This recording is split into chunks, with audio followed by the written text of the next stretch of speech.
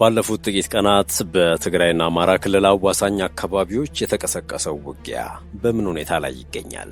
በእነዚህ ጥቂት ቀናት ተደጋጋሚ የድሮን ጥቃቶች ተፈጽመዋል። የድሮን ጥቃቶቹ በዋናነት ያነጣጠሩት ወደ ወልቃይትና ራያ ለመግባት በተንቀሳቀሰው የህወሓት ጦር ላይ ነው። ከድሮን ድብደባው ማግስት ምን ተፈጠረ የሚለውን እንመለከታለን። ጤና ይስጥልን። የሰዓቱ የመረጃ ቅኝታችን ሰዓቱን ጠብቆ ተጀምሯል። በመግቢያችን ላይ ያነሳነው አበይት ነጥቦችን ነው። ዝርዝር መረጃውን ደግሞ እንደሚከተለው እናጋራችሁ።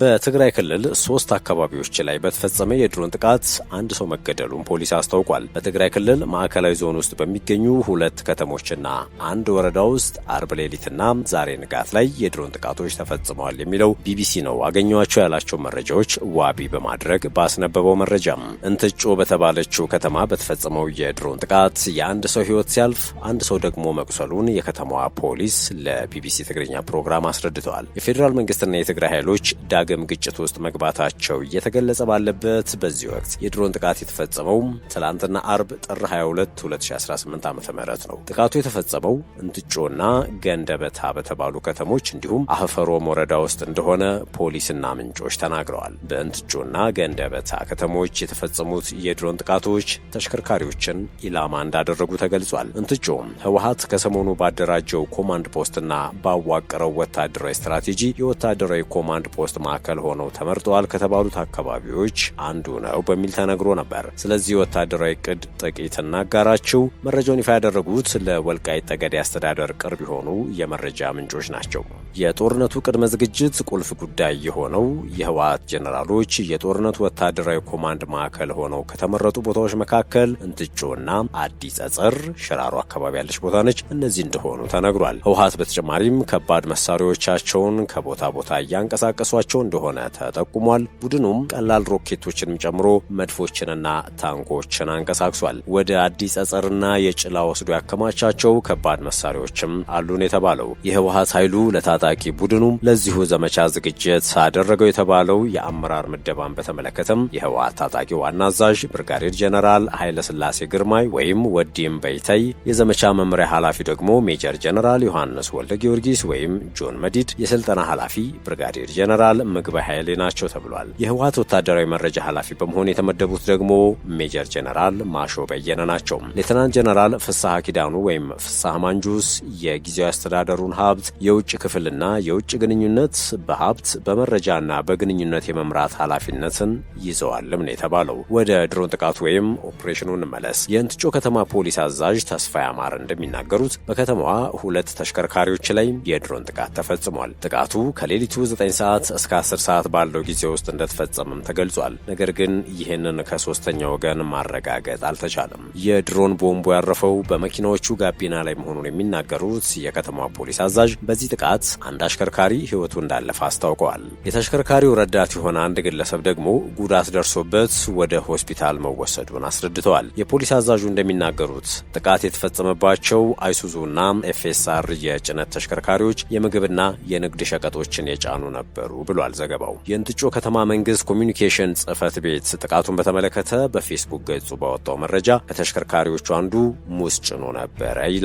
ሌላኛው መኪና የጫነው ደግሞ ዘይትና የተለያዩ ሸቀጣ ሸቀጦችን እንደሆነም ጽፏል። የከተማዋ ኮሚኒኬሽን ፌስቡክ ላይ ባወጣው መረጃ የ2 የጭነት ተሽከርካሪዎችን ፎቶግራፍ አያይዟል።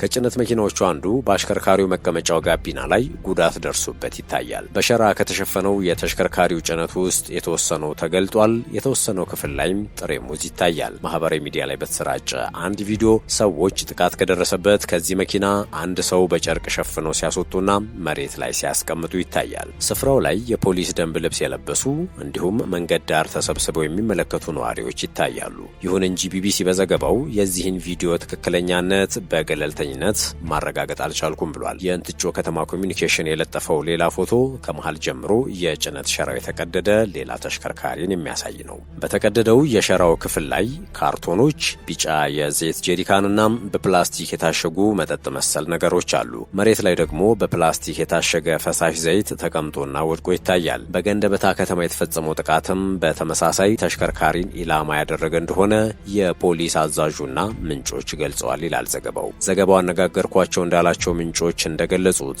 ንጋት 11 ሰዓት ተኩል ገደማ ጥቃት የተፈጸመበት ተሽከርካሪ በርበሬና ሌሎች የንግድ ዕቃዎችን ጭኖ ነበር። በገንደበታ ከተማና በአፈሮም ወረዳ በተፈጸሙት ጥቃቶች በሰው ላይ ጉዳት ስለመድረሱ ግን አልተገለጸም። የእንትጮ ከተማ አስተዳደር በበኩሉ የድሮን ጥቃት በሌሎች አካባቢዎችም ሊደገም ስለሚችል ማህበረሰቡ ከፍተኛ ጥንቃቄ እንዲያደርግ አሳስቧል። የፌዴራል መንግስትና የትግራይ ኃይሎች ካለፈው ሳምንት መጨረሻ አንስቶ ግጭት ውስጥ ገብተዋል። የኢትዮጵያ ሰብአዊ መብቶች ኮሚሽን በትግራይ አማራና አፋር አዋሳኝ አካባቢዎች ግጭቶች መቀስቀሱን ትላንትና አርብ ባወጣው መግለጫ አረጋግጧል። በሁለት ዓመቱ ደም አፋሳሽ የትግራይ ጦርነት ወቅት በስፋት ጥቅም ላይ የዋለው ድሮን ድጋሚ በተቀሰቀሰው ግጭት ጥቃት ሲያደርስ ይሄ መጀመሪያው አይደለም። በዚህ ሳምንት የትግራይ ኃይሎችና የፌዴራል ኃይሎች ግጭት ውስጥ በገቡበት ጠለምታ አካባቢ የድሮን ጥቃት መፈጸሙን ነዋሪዎች መናገራቸውን ቢቢሲ ዘግቧል። ከዚሁ ጋር በተያያዘ አንድ ጉዳይ እንጨምርላችሁ።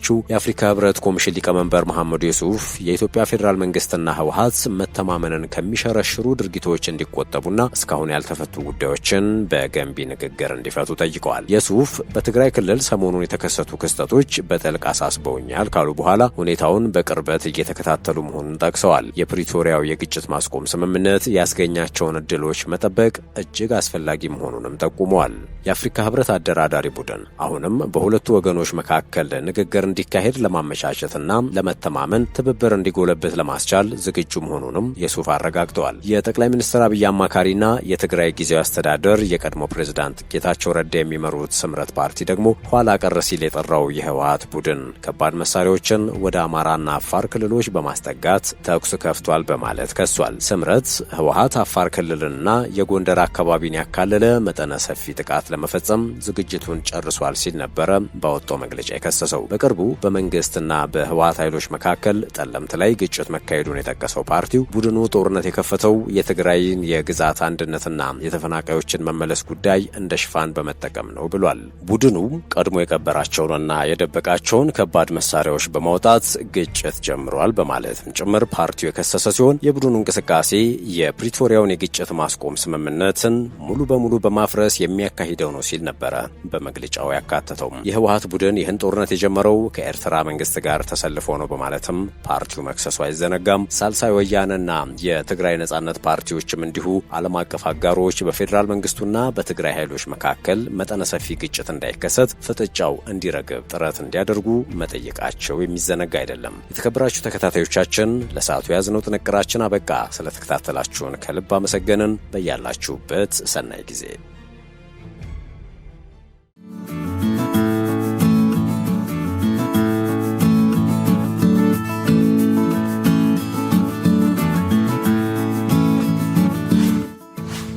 ሸገር ታይምስ ሚዲያን ሰብስክራይብ በማድረግና ደወሉን በመጫን ይከተሉን።